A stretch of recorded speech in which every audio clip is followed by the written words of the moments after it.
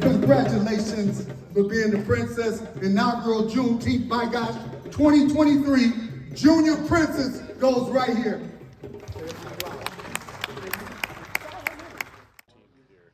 I love it. I love it. I had to come here and support, and this is us. So I believe that it's going to continue to grow. You know, so far Rodney did a good job with everything.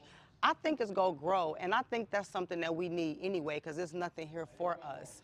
So I just think that doing this, this is what we need, and then it'll bring a lot of people together, not only black people, but you know, Caucasians, Mexicans, whoever, so they can see our culture. They can see, you know, what we've been through, what we, you know, have done to be better. So I think we need this.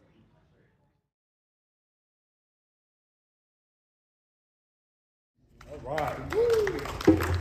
I know that many of you don't know that there were 94 black students here in Oshkosh in 1968.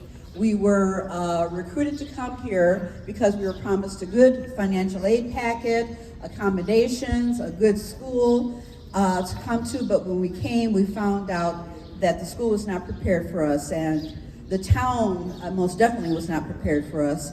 And we decided, after many attempts, to walk to the president's office and present a list of demands.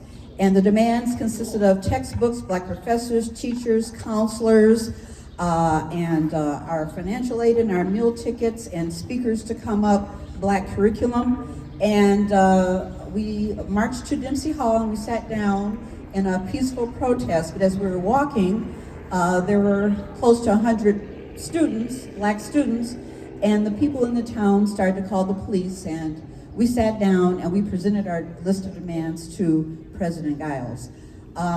It ultimately led to our arrest, incarceration, and expulsion for 94 of the students. And after that, it was a hidden story. Nobody really talked about it. I didn't talk about it. Who was I going to tell my story to? So it kind of festered inside of us, and the town kept it a hidden secret because it was an embarrassment. But 40 years later, there was a young historian, a professor, Dr. Stephen Kircher, that was in the, he went to the attic of Dempsey Hall, and he found these boxes of information, pictures, documents, letters, and he said, I kind of remember that there were 94 students or more here, but what happened to them? He said, I bet you nobody knows this story. So he started to tell our story, and he did an oral history on us, and we started to talk about it very slowly so that the word would get out, but still a lot of people don't know.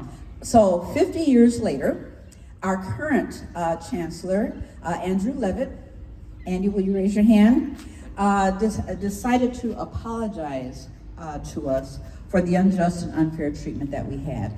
And there was a big event held at the university. It was live streamed. There were thousands of people who participated, and he apologized to us, and he gave us all the chancellor's medallion, and that is when the healing process started. So I want to thank you and acknowledge you, Chancellor Levitt, very much. And so today is another historic moment in that we're here for the first Juneteenth day. We're being recognized and acknowledged, and there is another apology that is coming. I'm going to introduce him in a moment, but I wanted to say thanks to our two guests from Milwaukee that are helping to document things. We have Joanne Williams, and we have Jeffrey Speller. I just wanted to give them a shout out. Thank you so much. And I'm going to be missing someone, but I don't know who it might be. But I'd like to have Mark Roloff come. And Mark Roloff is the city manager, and we've talked on the phone several times, and I'm so glad to be with him. I consider him an ally and friend, as I do the chancellor. And he called me and he said, I think you want something from me, and we discussed what would help in the healing process of what happened on November 21st, 1968. So he has something to say to the Oshkosh 94. Thank you, Dr. Knox. Yes, please, members of the Oshkosh 94, please come up. Thank you, Dr. Knox. As Dr. Knox mentioned, I'm Mark Roloff. I'm the city manager of the city of Oshkosh, and it's a pleasure and honor to be here today. I'm representing both the city of Oshkosh as well as the Oshkosh Police Department. In advance of today's celebration, I had a wonderful conversation with Dr. Knox, one of the Oshkosh 94 from 1968, and it was a pleasure to meet other members of the Oshkosh 94 today as well. I appreciate the time that Dr. Knox took to share with me her very real experience and emotions that accompanied such a traumatic event in her life and those of the other members of the Oshkosh 94. I admire her courage and the courage of the entire Oshkosh 94 and her willingness to share her experiences with me. After talking with Dr. Knox, it became more real to me, the experience that they had in 1968. And it is clear that we as a community need to acknowledge the past and what happened on November 21st, 1968. Not just the specific incident, but the circumstances and the atmosphere that led to the student protest involving the Oshkosh 94. Sadly, Oshkosh at that time was less than a welcoming community. In fact, we were known as a sundown town.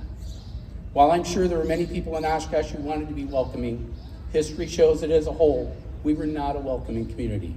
And for that, we give an apology to the Oshkosh 94, those who preceded them and those who have followed them.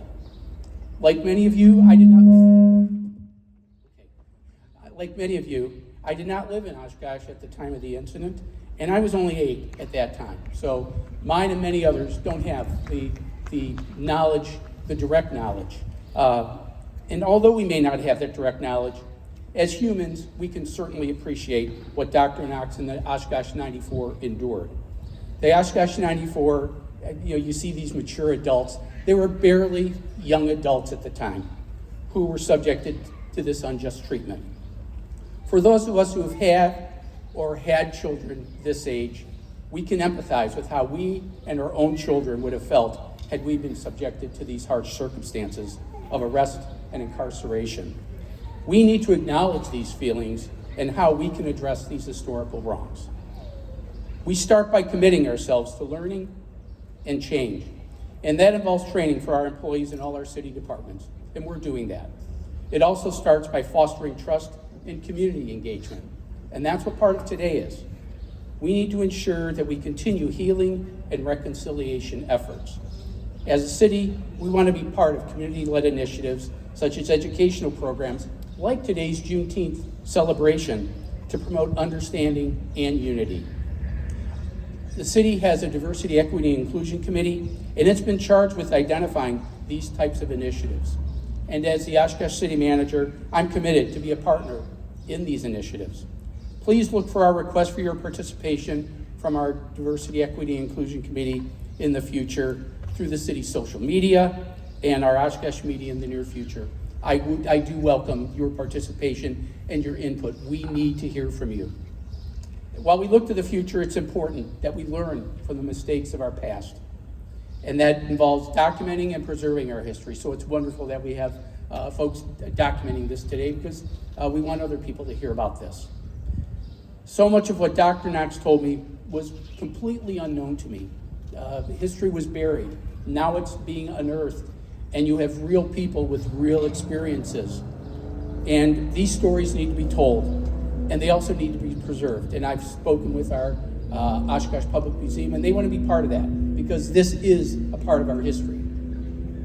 Thank you for the opportunity for me to share this apology with you and have a hope for a better future for us, our children, and our community. Thank you. And Mark, I want to say that on behalf of the Oshkosh 94, we accept your apology. Thank you. Thank you.